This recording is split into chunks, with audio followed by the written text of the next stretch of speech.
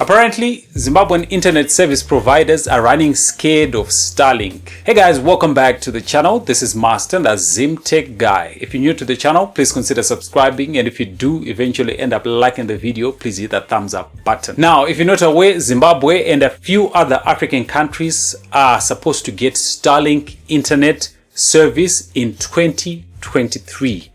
Now, as expected, obviously, the local internet service providers are running scared.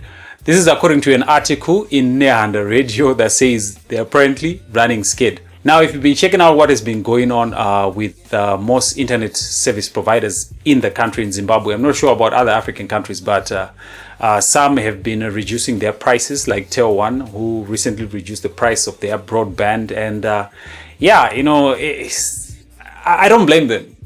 I really don't blame them, because imagine if you were maybe giving customers a shoddy service, and the next thing you hear that this big company that does things way better is actually coming into the country. You'd also be running scared. Now, some individuals and companies have already started importing their own Starlink kits into the country, which means as we speak, there are people already using Starlink in Zimbabwe. Now, the process is not really straightforward. They are taking advantage of the roaming service that was introduced by Starlink, where you literally pay double. For instance, people are paying up to maybe $200 to be able to roam. And some are actually activating their Starlink kits in countries like Nigeria, even Rwanda, and bringing them into the country. Now, I hear there's a few setbacks with that approach. That means you have to take the router back to the country where you registered it every 2 months. So yeah, there's that to deal with. Now, regarding the status of Zimbabwe getting Starlink, the Minister of Information, Monica Mutsvangwa, recently announced that they haven't been approached by Starlink, but if Starlink is to approach them, then they are open to looking at the application. So this basically means that maybe the government is saying, hey, you know what, even if Starlink comes, we'll probably give them a green light. Now, I'm not sure if that's what they'll probably do. So essentially, Starlink hasn't yet approached Zimbabwe's regulatory body, Potras, for a license.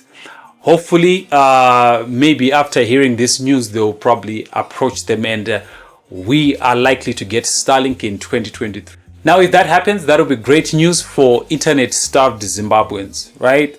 Now, the only issue that I foresee maybe it's just the cost of the equipment. I mean, $600, which means, yeah, probably companies and wealthy individuals will be able to access that service. But what that will do in the long run, that will mean that, you know, at the higher end, many companies will probably go the direction of Starlink, which means the local internet service providers will also need to just maybe go and target lower parts of the market. Because I'm not sure they'll be able to compete with Starlink. I mean, 200 or 100 megabits download. And here in a country where maybe the average is like 2 megabits, I mean, yeah, I don't see them competing with Starlink. Or maybe you'll be surprised. Maybe they'll pull their socks up once Starlink comes in.